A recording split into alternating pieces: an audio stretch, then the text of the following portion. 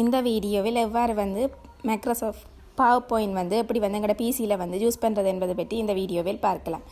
சர்ச்சில் வந்து மைக்ரோசாஃப்ட் கொடுத்து மைக்ரோசாஃப்ட் ஸ்டோரை வந்து ஓப்பன் பண்ணி அதில் வந்து எங்களோட இமெயிலை பயன்படுத்தி அதில் வந்து லாக்இன் பண்ணணும். மைக்ரோசாஃப்ட் ஸ்டோரை வந்து ஓப்பன் பண்ணி மைக்ரோசாஃப்ட் 365 அதுக்குள்ளே வந்து எங்களோட இமெயிலை பயன்படுத்தி நாங்கள் லாக்இன் பண்ணணும். லாக்இன் பண்ண முதல் அதில் வந்து சர்ச் பண்ணுவோம். ஆஃபீஸ் 365 சர்ச் பண்ணினோம்டா ஆஃபீஸ் 365 சர்ச் பண்ணினோம்டா எங்களுக்கு வந்து முதலாவது ரோவில் ராஸில் இருக்கிற மைக்ரோசாஃப்ட் 365 ஆஃபீஷியல்ன்றதை கிளிக் பண்ணி ஓப்பன் பண்ணி அதில் வந்து எங்களோட இமெயிலை பயன்படுத்தி லாக்இன் பண்ணணும். இதில் வந்து அக்கௌண்ட்டை க்ரியேட் பண்ணுற ஃப்ரீ அக்கௌண்ட்டை க்ரியேட் பண்ணணும்.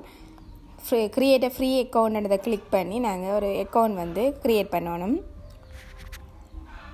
இதில் வந்து இமெயிலை கொடுத்து நெக்ஸ்ட் அந்த பட்டனை கிளிக் பண்ணி இதில் இமெயிலை கொடுத்துட்டு நெக்ஸ்ட் அந்த பட்டனை கிளிக் பண்ணி இதில் வந்து பாஸ்வேர்ட் கொடுத்து நெக்ஸ்ட் அந்த பட்டனை கிளிக் பண்ணி இமெயிலுக்கு ஒரு கோட் வரும் வெரிஃபை பண்ணி தொடர்ந்து வந்து இந்த பசில்ஸையும் வந்து நாங்கள் ஃபினிஷ் பண்ணிவிட்டு இப்படி அக்கௌண்ட்டை க்ரியேட் பண்ணி நாங்கள் மைக்ரோசாஃப்ட் 365 அதுக்குள்ளே வந்து லாக்இன் பண்ணி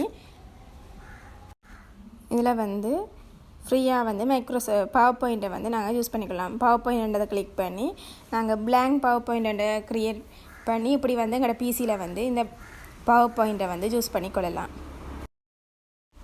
இப்படி வந்து எங்களோட பிசியில் கம்ப்யூட்டரில் வந்து பவர் பாயிண்ட்டை வந்து யூஸ் பண்ணிக்கொள்ளலாம். மேலும் இது போன்ற தொடர்ச்சியான வீடியோக்களை பெற எமது சேனலை சப்ஸ்கிரைப் செய்து கொள்ளுங்கள். நன்றி.